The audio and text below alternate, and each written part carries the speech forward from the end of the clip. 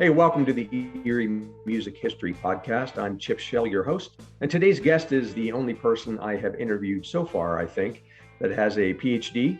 It's in medicinal chemistry and pharmaceutical sciences, by the way. He has over 40 patents. He's received the Distinguished Alumni Award from Gannon University. And in 2019, he received the American Chemical Society Heroes of Chemistry Award. Oh, and by the way, he was also a drummer in some bands back in Erie back in the 70s and 80s. Bands like Livewire, The Visitors, and of course, the Wiggling Judies. Dr. Mark Nelson, welcome to the podcast. Oh, shucks. You don't have to go with the doctor stuff, man. That's okay, though. I'll take it. All right. People call me lots of things, but go on. Thanks. All right. Now, we should say, people probably noticed already, we're doing a Zoom call. You're in your home in Park City, Utah, where the Sundance Film Festival is held every year. Yes. You know what? Tell our listeners how you and your wife get to go to some of those cool parties around Sundance. You emailed me about that. Well, Utah, there's not a lot to do, but when Sundance comes in, it's like the circus. And 100,000 people show up, and they're all in the film industry, all levels. And we moved here in 2012 from Boston. And my wife became a full-time volunteer, and she noticed that all these people they couldn't find housing. And you can't find housing. It's $1,000 a night. So we opened up our house to all these burgeoning and newly minted filmmakers. And we had the animation students and the shorts people show up at our house. They didn't have money, but we put them up and we had a good time. And one of them won the first year, and we got to hang out with them and just to see how the film industry works. And the film industry, everybody from cameramen to sound artists to producers and directors. And so every year since then, we've opened up our house to different filmmakers, and they're always young or from different countries and just wonderful people, And sometimes they win. So if you ever get a chance to watch the animation shorts on TV, you might see some of the winners that stayed with us. But it's a cool thing. Music is part of it. And the film industry, it's just crazy. And you get to go to the parties and everything with them. Oh, yeah. I went to a couple. I met some people, Morgan Spurlock, shared a beer with him, Mr. Super Size Me, that kind of guy. But it's just crazy. It's like the circus comes to town. I bet. Well, before you were a benefactor to the arts there in Park City, and long before you had all those cool initials after your name, you were just a young aspiring drummer in little old Erie, Pennsylvania. I know you were playing back in at least 76 with John Rainey and Tony Krasinski and Livewire, but was that the first band that was playing out regularly that you played in, or how'd you get started? Well, I got started when I was a little boy, actually. My grandmother played the accordion. We were from a really hardcore Polish family in inner city St. Louis, and my mom was a trained pianist. And music was just part of our lives. I mean, Polish people, you get them in a room with an instrument and they dance. It's polka time, right? Yeah. So I explored different types of music. I thought Doc Severinsen was cool. And I picked up the trumpet when I was 5 or 6 in grade school. Wow. And played that for 2 or 3 years, and graduated to the high school band. And so my first gig was playing band compositions like Buckle Down Woonsocket at this big auditorium with 7 different bands. And we never won. Was this in St. Louis? Yeah, this is in St. Louis. Yeah. So it was fun, but we never won. And you know why? Because Buckle Down Woonsocket didn't cut it when the other bands that won were playing the theme to Hawaii Five-0, Sure, right, yeah. And that's what I realized. It's the music, man. Anyway. When was that? When did you graduate? Oh, I was like 7 or 8, 9, 10, And then so you were playing those high school competitions, right, in the band? Right. When did you graduate high school is what I was saying. Oh, 1978. And that was from McDowell. Yeah. Oh, okay. So you did graduate in Erie. Okay. When did you come here? So I moved to Erie in 1972. Okay? Oh, okay. And man, that was a good year because that's when all the really cool bands came out. I don't know if you remember, like ZZ Top, Tres Hombres, and You know, we were starting to go to excuse me, high school dances and all the different bands. You know, there was Tress Hombres was one of my favorite. Grand Funk. You know, we're an American band. Whoa, you remember that song? Yeah. So, you know, Yeah. that's when everybody started to really come out. And when I moved to Erie from St. Louis, it was like everybody was in bands. I mean, everybody in junior high was playing some kind of instrument, mostly guitars, Okay. a couple drummers, bass players. But I met a guy named Dan Callahan, and Danny was a guitar player. He's Erie's like answer to Tom Petty, by the way. He was in a lot of bands with Freddie Greco Sure. and Ventura and all types of Right. different bands over the years. Anyway, so he said, "Hey, you want to jam with this guy? He's like Leslie West, man, and he's got a Marshall stack, and he's only like 15." I'm like, "Sure, let's meet this guy." But And you know, you're I a just drummer now? yeah. Okay. I bought drums. Well, that's a whole story by itself because Okay. All right. So you weren't coming in as a trumpet player. You had already started playing no. I drums. came in as drums. Sorry for missing that part of it. That's all right. But so we meet up with John in his basement. He lived in a little bungalow near Powell Beach with his parents. They were older. I think they had John later. And there he was, big old stack, Marshall double stack, and that was like heaven. I mean, nobody had a Marshall double stack at age 14 or 15. So we started this band Triage, and Triage played its first gig at the Mill Creek Intermediate TV studio, and it was part of a project that somebody signed us up for. We played 3 or 4 songs, and hey, we all got A's for playing like rock and stuff. And yeah, It was just the three of you and Dan and John Rainey? well, we had a bass player, and but I think we were a little too wild for him because I don't know if you know John. You know, he's kind of like the ultimate. He was the ultimate gonzo musician. You know, Yeah. like he created scenes wherever he was. It was a lot of times good, once in a while not good, but boy, what a character, man! We had fun with him. Yeah. Yeah. And so he was what, 14 at the time, you said? Yeah, 14 or 15, and so So that had Livewire. Yeah, to and so be we were too young to play in bars, but we played a lot of basement parties and a lot of skip day parties. Mill Creek had them all the time, and it was so crazy times. wherever you could. So, and that was, what do you call it? Triage? Well, Triage, and then Triage was doing okay until one day I had a party at my parents' house, and you know the rule is don't leave your parents' house if you're throwing a party, right? So Right. party was over. We played in the basement. There was 40, 50 kids drinking out of a keg. And I gave somebody a ride home, and I'm driving back, and I see this big shape on the back of our patio. And I'm like, what the hell is that? So I didn't think anything of it, you know, and I had to throw everybody out of the house. It was just a mess. The house was destroyed. The next day I get a knock at the door, and it's my neighbor. He goes, Mark, somebody threw eggs at my house last night from your party. Oh, no. Anyway, long story short, that was the first band breakup with John Rainey. Oh, And that's why you broke up? I was going to ask what happened. yeah. Well, that was part of it. You know, there was some other stuff too, but it was part of the chaos of being rock and roll guys at age 14 and 15, you know, in your parents' basement. So what were the pictures that I've seen of you guys playing with Krasinski and those guys on, was that in Erie days or was that later?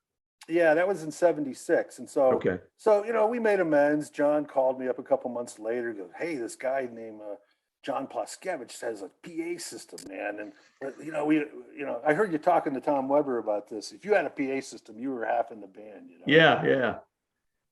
And so we went out to John's house, and it was me and John. And well, we were playing some, you know, all the old stuff, Molly Hatchet, Led Zeppelin, all the old stuff from the 70 years, 75, 76. But we didn't have a bass player, right? So simultaneously, out in Canadota Lake, a young lady by the name of Lisa Hine was partying with one of my friends, Nick Montine. And Lisa said, hey, do you know a bass player? These two guys I know are starting a band, right?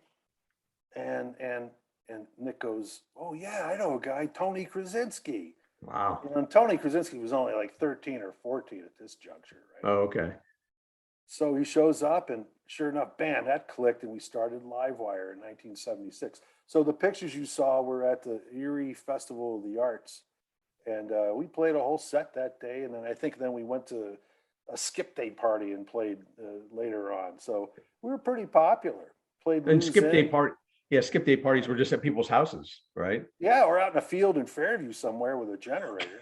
Wow. All right.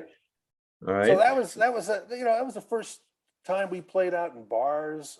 Lose In up in Westfield, New York was a hot place. I don't know why they let us in. Everybody Yeah. you had to be 18 to go into that place. But it was a lot of fun. And I'll tell you what though, John Rainey was Erie's Jack Black back then. I'm talking energy plus, man. I mean, and he was always that way. Yeah. Up until the end. That guy was Mr. Rock and Roll. And he was great back then when we were 15 years old. I can't imagine what he was like, 3 years ago or 2 years ago. Well, I talked to Jeff Kroc, who was a singer in one of his bands later on, and he was there at the infamous him falling off the stage at Dr. Feelgood's and in the 80s. And I asked him, was John the leader of the band? Was that how he was in Livewire? Was he the one choosing things, coordinating things? I mean, was it his band or was it all of you? Well, it was all of us because, we all brought different parts to it, right? Yeah. In any kind of organization, it's like Kelly's Heroes. You ever see Kelly's Heroes where they go after the gold? It's the same thing in an organization and a band. Everybody brings, John Rainey brought, first off, dedication, and he brought the chops, and he knew what he wanted, right? Right. Tony Krasinski brought bass and just high energy octane, and then John Plaskevich, he brought flair. He was the first guy I know to wear a leopard skin vest without a shirt in the city of Erie. To tell the tale, So were Tony and John the only ones singing in the band? Do you sing at all? I do some backups. Yeah, sure. Okay. Yeah. All right. No, we all kind of shared different parts of it. Okay. Yeah, because I only know Tony now as a lead singer, and I didn't know back then if he was singing some lead too or John took everything. Well, it depends what we were playing. Like if we played a Rush tune, Tony was up there. He was Mr. For Geddy sure. Lee. He looked like Geddy Lee. Right?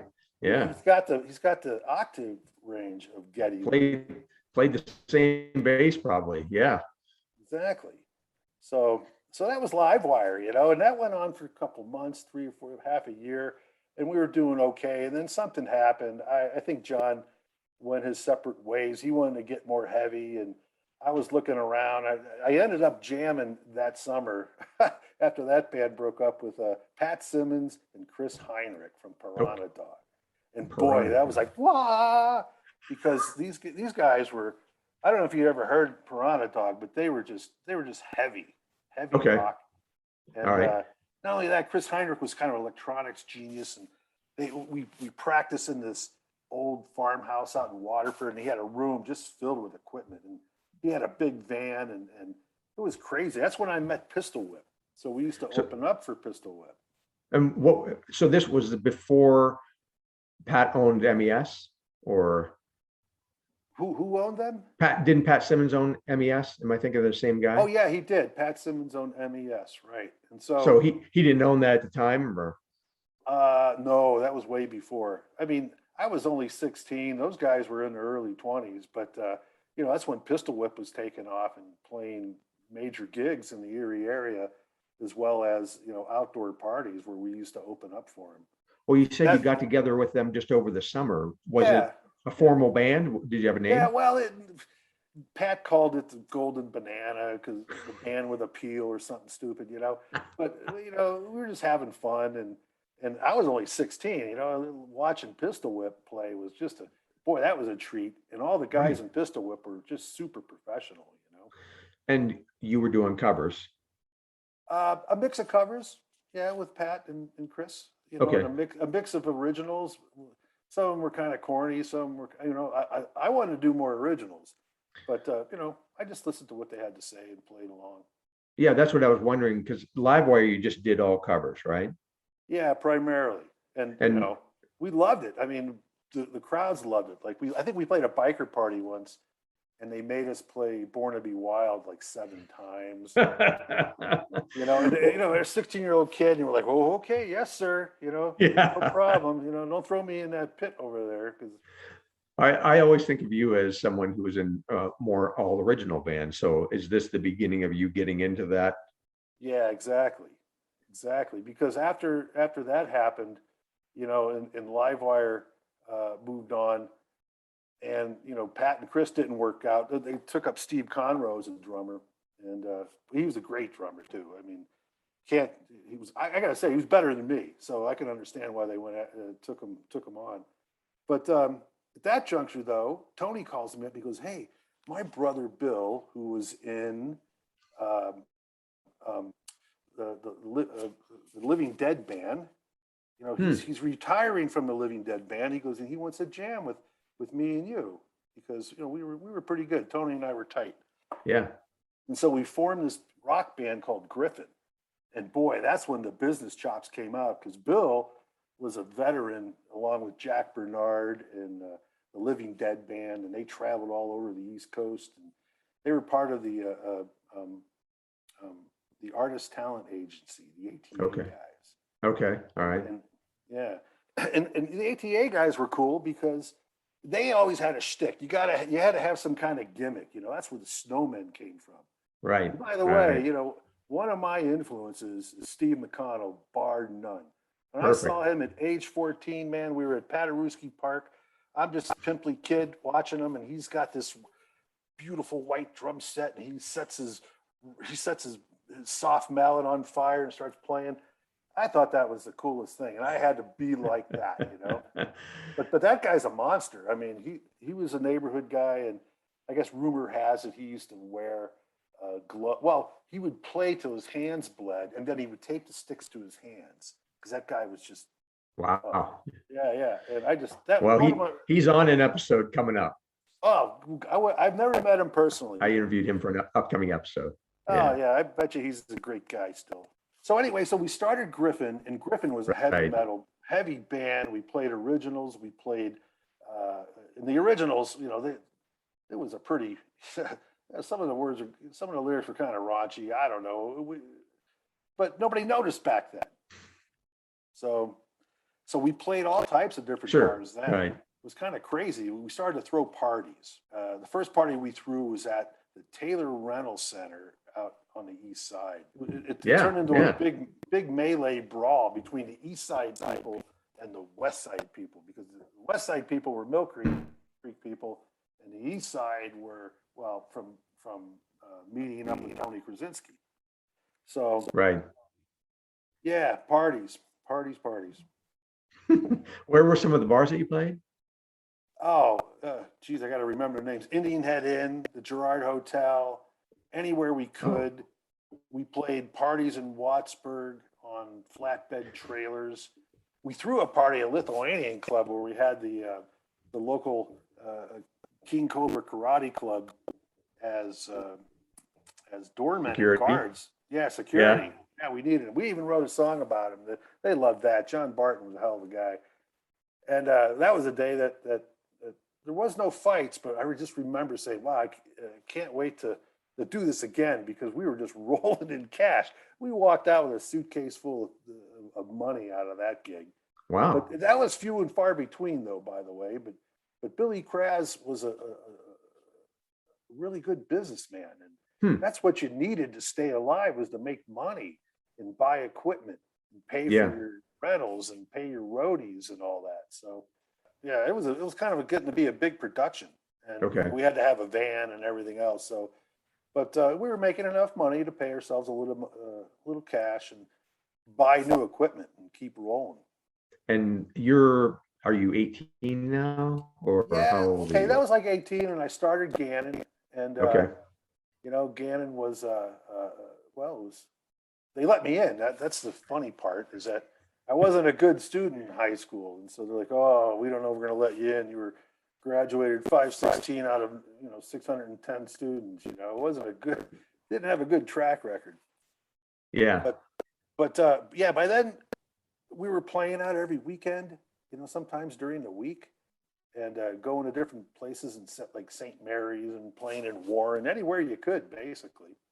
Yeah, so Griffin did really well, and then it kind of morphed into to Norb's a go-go. So that's when the Krasinski family bought Norb's, and at that juncture, Bill had some problems. His girlfriend broke up with him, and he wanted to shut the band down, and so that's when we started a band called the Visitors.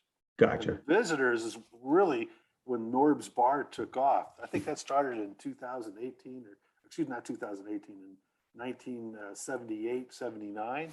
Okay. And it was just a good time because now we had a place where we could play on Friday nights, and we started the Visitors with Jimmy Rosenthal and Tony Krasinski, David Krasinski, and Lisa Hine. Okay. And, so Bill, what happened to Bill? You got two Krasinskis and. Yeah, Bill kind of, he had a breakup or something, and it just didn't go well, and he just wanted to disband Griffin. Okay. But at that time, he was also leaning into country western, and that got kind of interesting because the minute they opened up Norb's Bar and the Visitors started playing, and boy, we were packing the house too. What kind of stuff? It was all Stiv Bators, modern music, the Police, you name it.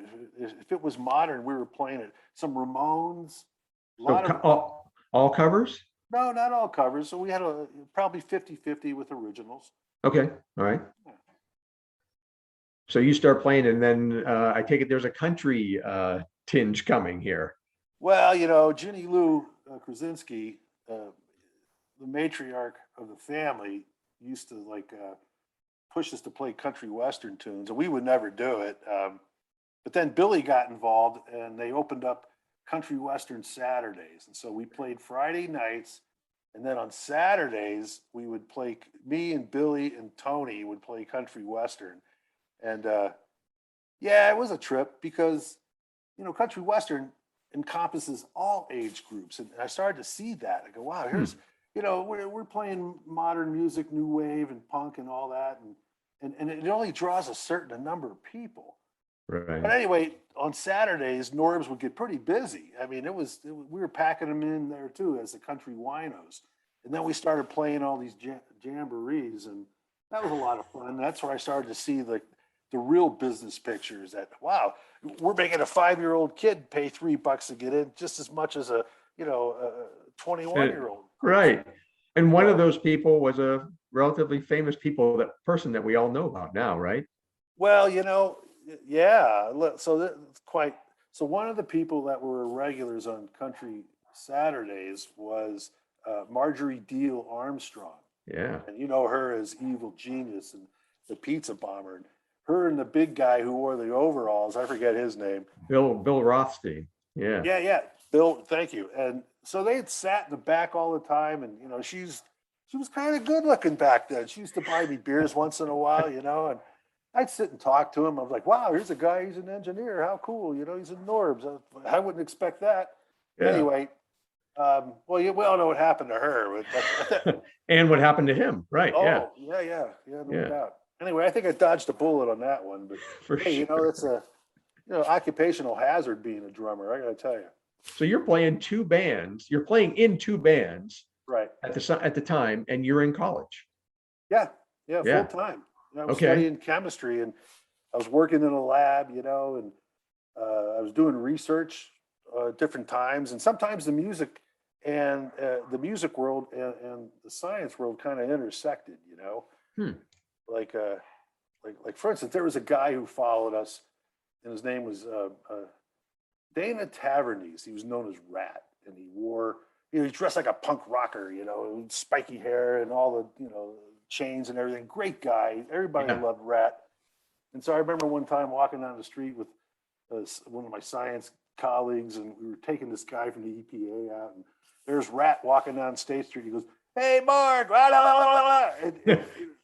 And my boss, the scientist, goes, Mark is active in the music scene in Erie." It was just kind of fun, that's how I roll. I can hang out with people in science, or I can hang out with people in music or the arts. because Right. they're kind of the same. They are. Yeah. In many ways, you're right. In many Yeah. ways, the creative spark, science. If you think about it, musicians are scientists because they're playing the right chords or the beats to get people to react. That's how I look at it. Right. Right. In the visitors, so you had Lisa also in the visitors, right? Oh yeah, Lisa Hine. She's Lisa Cornell now. What a gem of a girl. I Yeah. mean, we would play these fraternity parties in Edinburgh, and it was just nuts. They'd have 20 kegs and just all Mhm. types of different, people. The different fraternities were there. Right. Like for instance, the Sig Chi Delta fraternity was our favorite, and we'd play these crazy parties where Tony and Jimmy Rosenthal would slam dance, where the whole place would be rocking, people dancing, and they would run at each other at full speed and smash into each other and fall down. And I mean, the crowds would go wild over that stuff. I bet. You didn't Yeah. do it. You didn't do any crashing of your drums or anything at the end. No. I was just I just kept the beat, make sure nothing fell apart. So, Well, you had mentioned a little bit earlier about the business side of things, with Bill Krasinski. And so you had some business issues with the visitors also, right? well, we were playing Norbs every Friday. We were the house band. We were packing them in, and other jobs were coming in, and it's just like it just got crazy. I mean, we wanted to make more money. We wanted to pay bills. We wanted to stay employed, and we wanted to play out to larger audiences. We wanted to travel to Cleveland, so that didn't happen either. So, Hmm. you know, So you were just playing in Erie? uh, at that juncture, yeah. Right. And so is that what happened? Is that what led to the breakup? Yeah, that was part of it. A lot of different things. Um, but at that juncture, we were packing it in and we were playing out. And, the business, I'm not going to cast aspersions on anybody at this juncture because, boy, that was 40 years ago. But, Sure, absolutely. Yeah. but it is a business. And musicians don't fall into that mindset too easy. And, we were packing them in places down the street were offering us more money and we Hmm. weren't taking it. And so, Yeah. it's just the way it goes. So that So lasts how long? How long is the visitors around? A year? about a year and a half. Okay. All right. Yeah, close to that. And the country winos were still playing out and I was still Okay. dodging bullets. So that was okay too. So then you and Jimmy decide to create the Wiggling Judies. Is that the next step? Yeah, exactly. Okay. So, after the visitors broke up, we had to split some, different assets and stuff like that. And then Jimmy was hanging around, that's back when the ex-whites were big too. Mm-hmm. And Danny Smith. And I didn't know those guys. And I heard that they were playing their last gig up at MJ's and I couldn't go, but Jimmy went up there and I guess he held some kind of summit with Danny Smith, right? Because Bernie wanted to move somewhere and become a big rock star. And I think he moved to Chicago, or was it? And meanwhile, the visitors had gotten a pretty good rep in the town and we had a big set of followers. So Jimmy kind of wanted to keep that going. And so him and Danny had a summit and talked with Tim Hines, who was their sound man. Hmm. They agreed to start a band. And so then they called me up and said, hey, you want to be in a band with Danny Smith? I said, sure, why not? This is creative. Why not? Right. We had our bass player, we had a manager that was just bolted on and all manner with Tim Hines. So that went well.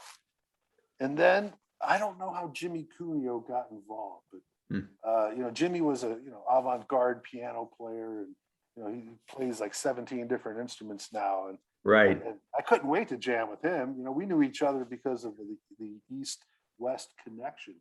Were you about the same age?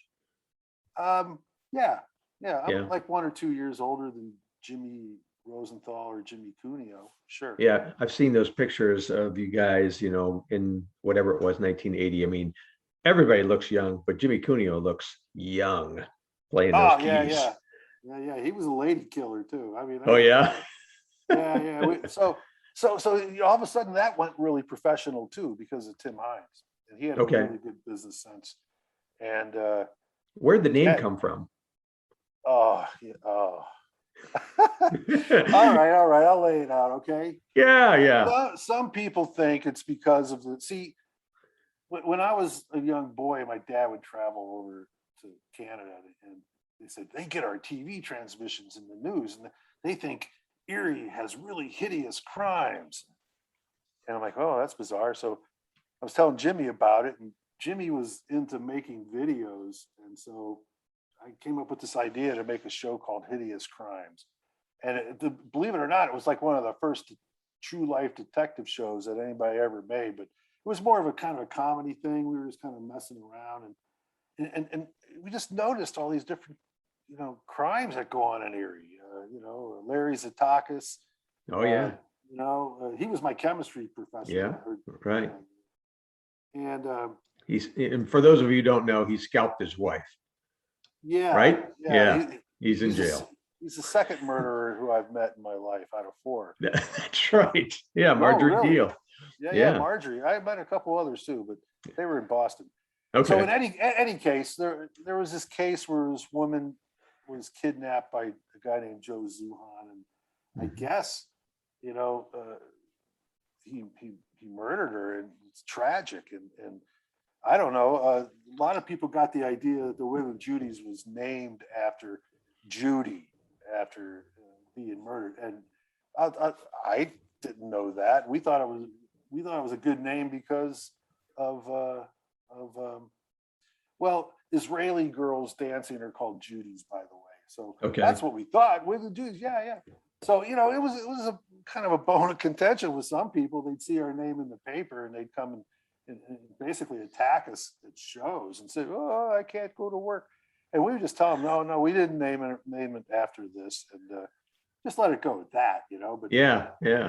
But going to a Wiggling Judies show, you either got really amped up and you were psyched and you loved it, but it caused people to do some crazy stuff, What do you mean?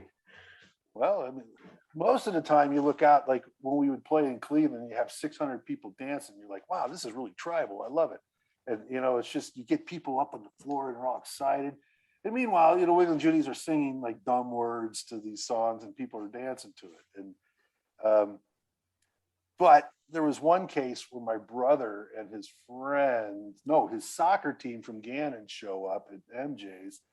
And I don't know, it was a great night. The place was packed. People were dancing all night. It was just a great crowd. And one of the soccer players kind of went berserk, and they had to throw him out. And the poor chump, he went out and then he stole a dump truck and he drove to Walnut Creek access area and it all drunk out of his mind and rammed a truck full of fishermen and pushed it off a cliff and killed 2 of them. Holy cow. I know, huh? I'm like, Jesus Christ, Yeah. I mean, that was the extreme. That was like the extreme of behaviors that we saw. It's not fun. And but or people would just go crazy and go like tag the 18th Street Railroad Bridge with Wiggling Judies and paint, words all over the town. I didn't like that either, but hey, I couldn't control it. And you guys are playing all originals at this point? Yeah, pretty much. Well, no, there was a couple. No, we played some covers. It was a bone of contention. Jimmy and I wanted to go all originals. I mean, here we are playing in Cleveland, these great crowds, and we're playing originals.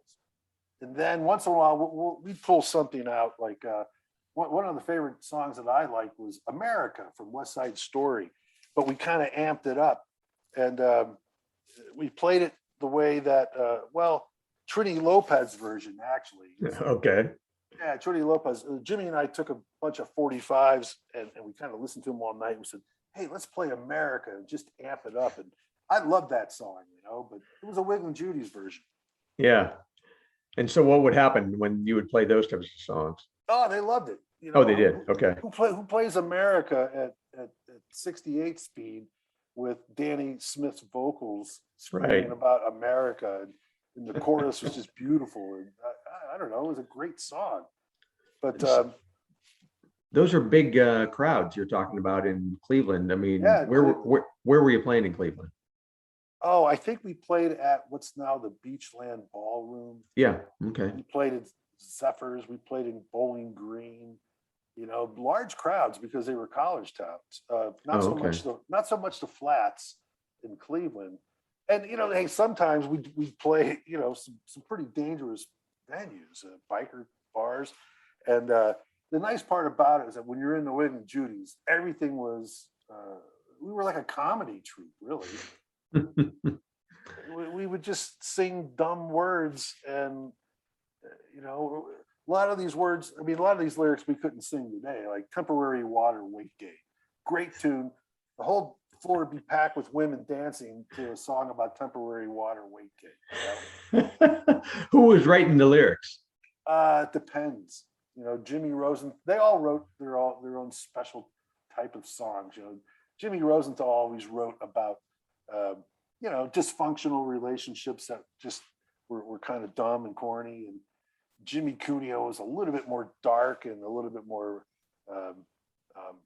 melodic. Jimmy Cuneo is a melodic songster. Okay. Knows how to write well. And then, Danny Smith, he would write about like, political things and current events and, just dark, brooding stories like I Hate Them All. I don't know if you ever heard that song. No. But one time we were playing somewhere in Ohio and it was kind of a biker bar. And I'm like, dude, we can't sing I Hate Them All. We're going to get them all riled up and they're going to beat us up. So we kind of toned it down and played this simplified jazzy version instead of this rockin' go beat your neighbor up version, Yeah. And instead of singing I Hate Them All, like you never knew we were going to get with Jimmy. They started singing Haley's M.O., which is, milk of magnesia. And but the crowd doesn't know, but they're all dancing to it like it's a normal song. So, like I said, a comedy troupe. That's what Sure. it is. Well, how long after you're doing, you start the band, are you starting to record? Well, we did recording with Tony and Tom Weber did our first demo recording. And I remember that he pulled up and we called him God Weber then because he was just, he knew how to record bands, and that was right. Nice. And then we went to New Britain Square Sound Studios, a band named REM, not the REM, but Rapid Eye Movement. Okay. Had a beautiful studio out somewhere in, I think, Euclid, Ohio. And Tim Hines arranged all that, and we went for a day. And the only thing we recorded was the 45, which got H-Bomb's song on it. Yep. And It's Too Easy. But, it wasn't the best recording, although they had state-of-the-art equipment, and it was a great-looking studio. But it just didn't come out well, in my opinion. I'd love to go back and re-record this. And people, we've talked about it. Put some of these songs back out there. But, you're in touch with the guys still? Oh, yeah. Well, yeah. Yeah.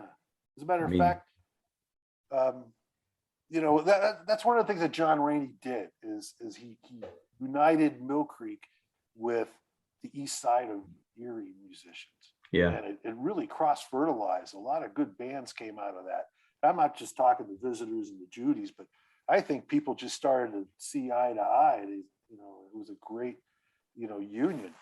So, sure. So you only record those two songs, and right. But I take it there were more songs, and was there plans? Well, there were plans, but things kind of went awry because this is kind of what happened to the breakup of the Judies. And we were playing out all the time. We were making money. We were spending money. We had expenses. We had sounds, lights, roadies, all that stuff. And then we decide, well, let's throw a record release party in January, okay, at Rainbow Gardens. So we hired, I think the Dogs opened up and the Adults from Cleveland came and opened up. We had 3 bands, but it was on the worst night of the year, right? I mean, it just snowed like hell. The other thing is that we had some internal strife with the Judies, and Tim Bob, our manager, was kind of pushing us to do amped up oldies. And, we were already singing Chewy Chewy, but, they wanted to sing Yummy Yummy. I'm like, come on, we're really? playing. Yeah. So that there was all kinds of internal dissension in the bands. And, again, the business aspect of it kind of got in the way. So nobody showed up at the Rainbow Gardens gig. We're like $4,000 in debt. These guys are just, kind of going in the wrong musical direction. And Jimmy quits, and I said, I'm done too. And then some legal entanglements happened. We get pulled into small claims court, and we're like trying to argue our case not to pay like $1,000 each or something. Back then $1,000 was like $3 million. Sure. So, what was it? Was it all related to the Rainbow Gardens gig? Yeah, Rainbow Gardens. We had, and we probably owed money to somebody else, but it was small potatoes in the grand scheme of things. Right. But here we are. I'm trying to make a logical case in front of the judge, and I'm like, "Excuse me, Judge, may I approach the bench?" And I got all this data. I'm having my Perry Mason moment, Yeah. And I go up and I accidentally knock his cheesy plastic eagle off the front of his bench, and it falls and the wing breaks off of it, Oh. And the judge goes, "I've had that eagle for 30 years. Guilty, bad." Yeah. Goes down, Slam dunk. Yeah. Anyway, I ended up paying Tim off. It wasn't a big deal. I gave him some microphones or something. Jimmy fought him in court like it was, blood sport. And I don't know. But that's what happens. You get these little minor tiffs, and that's what happens in bands. Right. It happens all the time. All the time. Yeah. After that, did you do the Fits? Yeah. That's another chapter, because I met Rob Gray and Paul Sullivan and Dave Wood, and they had and Fleener, which is another Gray. I don't even remember his first name. Anyway, they had this crazy band called the Fits, and the Judies broke up, and then the Judies reformed using our name. And we're like, okay, go ahead, run with that name, Who was in it? Well, they replaced me and Jimmy with Ricky Eggleston from Ex-Whites and somebody else. I don't recall. So Danny was in it. Danny was still in it. They were still going by the Wiggling Judies. Okay. But I don't think it was the same gig, right? So, but the Fits was kind of cool, because here's these rough guys, and they got some good songs, but within a month we just kind of got it really into a tight, well-oiled unit, and started playing out. We started playing out in different venues, and then we played out in Pittsburgh at the Electric Banana and a couple other places. And yeah, it was good. It was fun. And Rob Gray is still around. He's in the Ice Cream Socialists, and I just love those guys. Rob Gray's got a kind of quirky, great sense of humor, and he doesn't take himself serious, but he also wants to be a rocker. Well, were you doing the same type of music in the Fits? Yeah. Well, yeah, it was kind of like quirky, modern, heavy rock, and it was kind of hard to put your finger on it. And like I even contributed one song. It was called "F You Guys." It was just one chord that went na na na na na na na na na na na na na na na na F you guys, and we would just do that for like 5 minutes, and it would just get more and more intense until like after 5 minutes, people would just either turn off or start throwing stuff at you. Where were you playing F you guys at? Were you at Sherlock's, MJ's, or where were you? Oh, probably all of them. Yeah. And it was just fun. It was I was embittered by the Wiggling Judy breakup. That's the way it goes. You got to express yourself. And you're still in college at this point, right? I had just finished, and I was, one of those things like, well, you got the parental units. Like, what are you going to do? Be in a rock band and travel around? Yeah, it'd be great. And, that's right. But then, after a couple of months, I got into a graduate program at Temple University. I moved to Philadelphia. Oh, okay. Yeah. And so that was the end of me playing out for a couple of years, actually. Oh, really?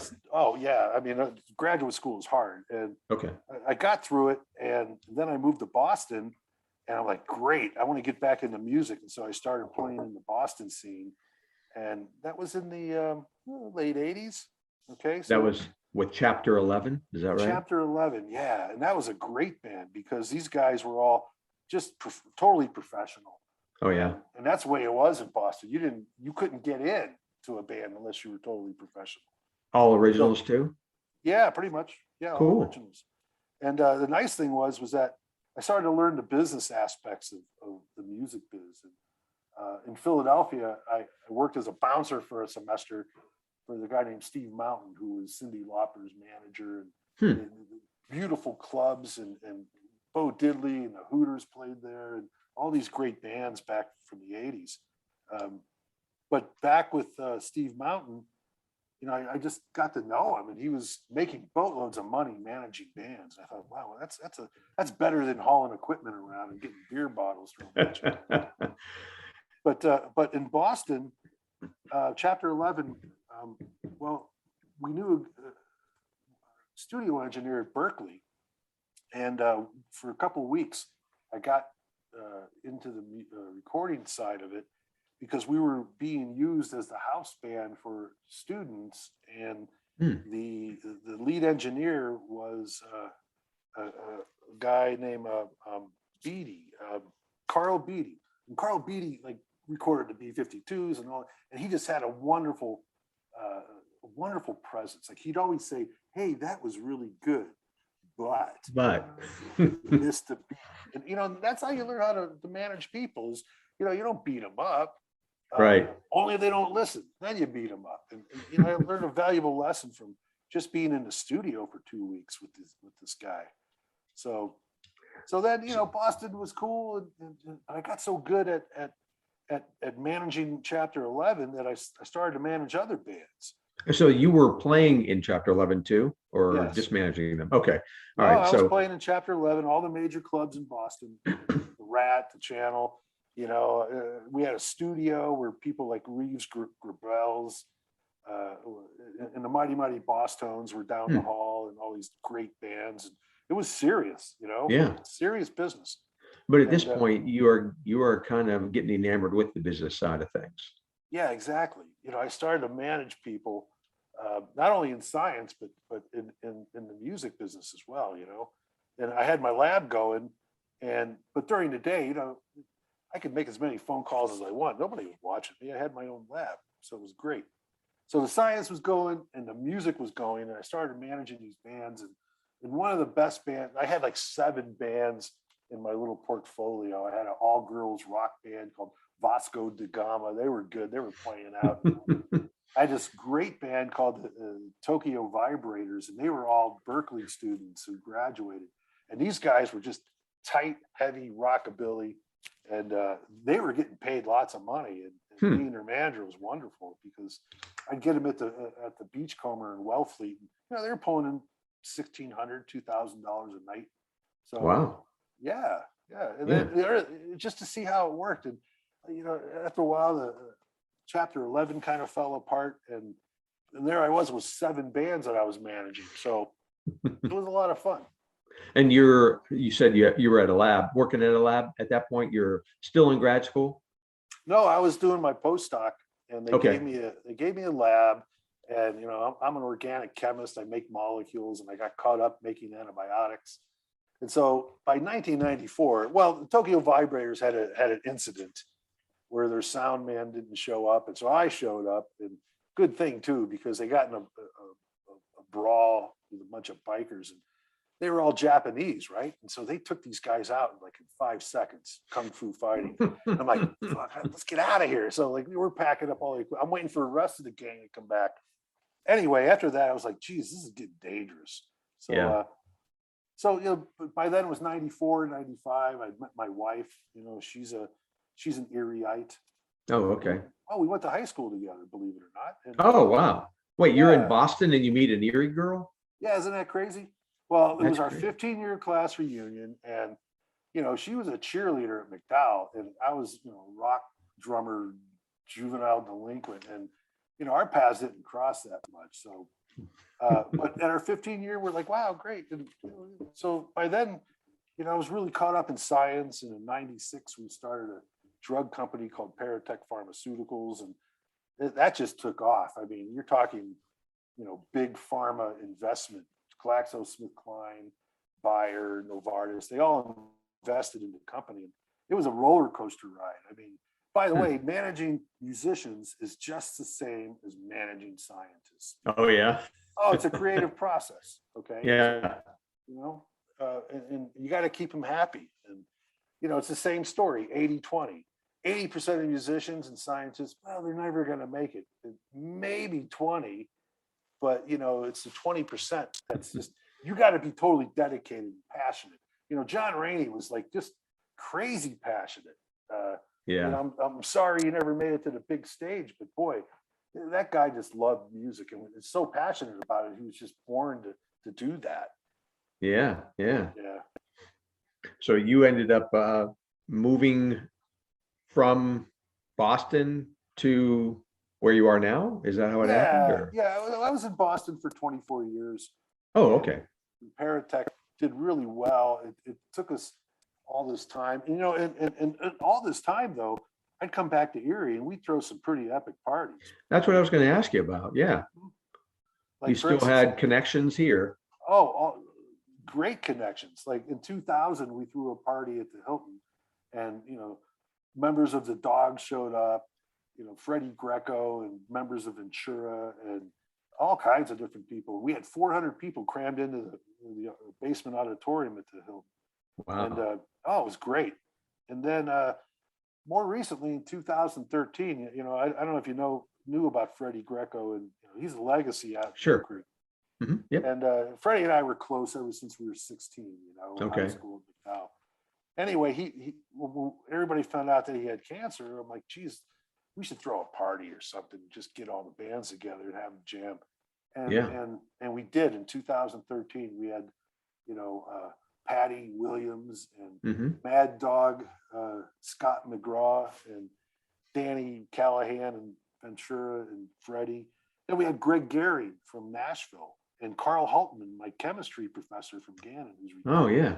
Yeah. Carl Haltman's a great guy. He's still playing out today as a trio with a couple other people I see. Yeah.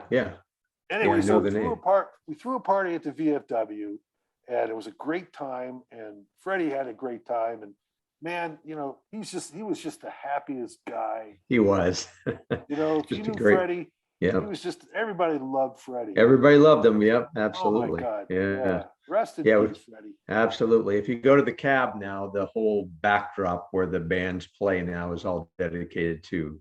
Oh, I bet. It has a big quote there from him. So yeah, great dude. Yeah, everybody had a great time, and then he lived for like 3, 4, 5 more years, so which was even better. So, but that's what I do. So I'm about ready to throw another party because I haven't been back in a while. So that's what I was going to ask. I mean, we've kind of covered your whole musical career, and now we're into your business and your party career. So 2013 was the last time. I mean, you need to step up. Let's go. Yeah. Well, so I will tell you, Chip, that last summer we were in Colorado, and so because of meeting all these people on the East Side and being close to Tony and Jimmy Rosenthal and these guys, we get together all the time. So once a year, we'll try to get together at some designated spot. Oh, so cool. We got together in Fairplay, Colorado. We call them the Paloozas, by the way. And sometimes we jam and sometimes we don't, right? It all depends. Anyway, so Jimmy was there and we talked about having a Wiggling Judies reunion. And I said, wow, I'd love to, and it'd be a great idea. And so we're kind of toying around with that plan. And I'd love to get a couple other bands that were popular then. And sure. Like the Dogs or Friction. Although I don't know if Friction wants to talk to us anymore. Why is that? Well, we opened up for him once, and Jimmy knew the lead guitarist from Prep, and the lead guitarist comes up to him. We're in Edinburgh, and he says, "Hey, Jimmy, we just wrote a song called At Midnight We Go Punk." And Jimmy looks at him and says, "Yeah, well, we wrote a song too. At noon we go Friction." Anyway, that's what you got with Jimmy. And gotcha. So, yeah. But I'd love to have a reunion with a couple of the bigger bands, even the smaller ones. There's some bands in Erie I've never seen, but I bet they're good. Sure. Right. Like My Three Scum. Right. I've never seen them, but boy, they picked the right name for that genre of music. Yeah, I think Tom Weber recorded them too. Yeah, he did. And Yeah. man, lots of great Yeah. musicians came out of Erie. Yep. Yeah. And, I always say at the end of this podcast that, it's about the past. It's about the 60s, 70s, 80s. But that doesn't mean that the current scene is better or worse. It's just different. We still have a thriving music scene here. And it's just different, and there's a lot of great musicians. And what's cool is a lot of the folks that you have mentioned are still playing out there. I mean, Tony Krasinski is an incredible bass player. I love to watch all the time. Great singer. I loved when he and Dave played in Joe Rockhead, and it was a great band. So I mean, there's still a really vibrant scene here. But why don't we wrap it up there and just tell everybody that the next time that you put together one of these parties, we're going to be announcing it on this podcast. Oh, definitely. Yeah, go for it. Well, Mark, I appreciate you being on today, and let's stay in touch. And when you put together a party or you come back, we can hook up. Yeah, thanks, Chip, and keep up the good work, because they say you're supposed to read about history so it doesn't repeat itself. But I think people should read your history of the wonderful musicians and the people, and they should repeat it, because that's what we need. Yeah. There's a lot of lessons to be learned, that's for sure. So absolutely, I appreciate it. Thanks, buddy. All right, keep up the good work, man. All right, take care. All right. Hey, if you've been listening to the podcast before, this is the part at the end when I mentioned Jack Stevenson's two-man happy hour podcast. Go and listen to that if you want to find out who's playing where and when locally these days. Big thank you to JPT Foundation. I mention them each time, and that's because they give me money. They have a awesome bingo hall on West 38th Street that is right next to Our Lady of Peace. You can rent this hall out for various functions, any type of fundraiser that you want to do, baby showers, whatever you need it for. Casino night, super big place, great deals. Check them out at jptfoundation.com. And finally, listen to Chris and Julie Moore's Next to You radio program on WQLN, which is NPR 91.3 FM. Thanks a lot. I'm Chip Shell. Thanks for listening to the Erie Music History Podcast.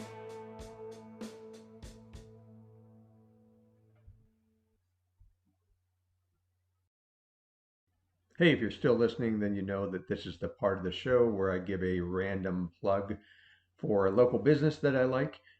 This episode, I just want you to start listening to WMCE Lecom Radio, which is with Captain Dan. It's 88.5. Captain Dan's in the morning.